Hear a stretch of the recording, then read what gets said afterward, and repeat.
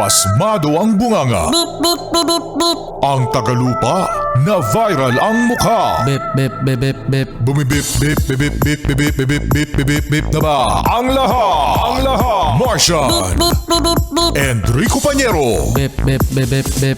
Beep, beep, beep, Bip, bip, bip, bip, bip. Bip, bip, bip, bip, bip. Titilaok! Titilaok! Beep, beep, beep, beep, beep. Ito na ang 101.1 Yes FM Balitang Uy, ang sarap nga naman talaga mga Yes Friend magkaroon ng ninong na mayaman. Ay, isa yan sa mga requirement. Isa sa mga requirement na kumuha ng ninong na Mayaman, maraming datong, maraming ayi. katulad na lamang kung ninong mo si dating Ilocos Sur Governor Chavit Singson. Oy, ninong ko yan. Ninong mo? Ninong.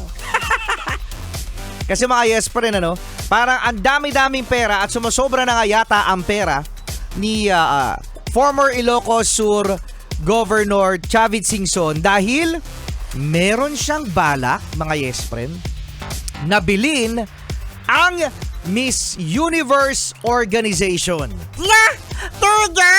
Tulugo. Tuga.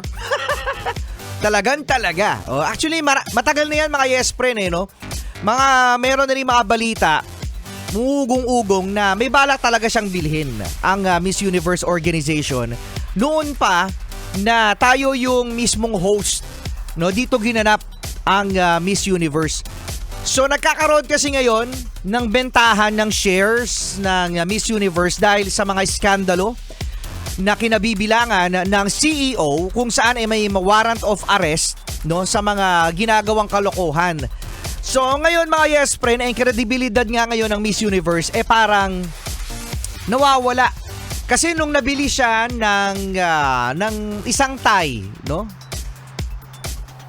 at inopen ang Miss Universe Martian para sa mga transgender, sa mga Yes Friend natin na meron ng asawa, at mga Yes Friend natin na meron ng mga anak, biglang parang nawalan ng konti, ang kinang ng Miss Universe because of the exclusivity. Feeling ko yung edad, okay yung edad pero yung nanay okay lang din Yung may asawa okay lang din, sige. Pero yung nagkaroon ng possibility na sumali mga Yes Friend yung mga transgender, doon talaga nawala kasi unfair yan sa mga tunay na babae. Correct! Kasi minsan yung mga transgender mas maganda pa sa babae. mas sexy pa. mas babae pa kumilos. Oo nga si Miss Vietnam kung di ako nagkakamali mga Yes Friend sa last na Miss Universe lang na ginanap last November. November mga Yes Friend. Yung Miss Vietnam doon ay transgender. Mag-aakala ba kayo mga Yes Friend na sa ganda ni Miss Vietnam, sa kinis ni Miss Vietnam, sa sexy ni Miss Vietnam lalaki siya? So good luck. Good luck kay ninong ni Marcia na si Chavit Singson na mabili itong Miss Universe Organization. Para lagi tayong panalo.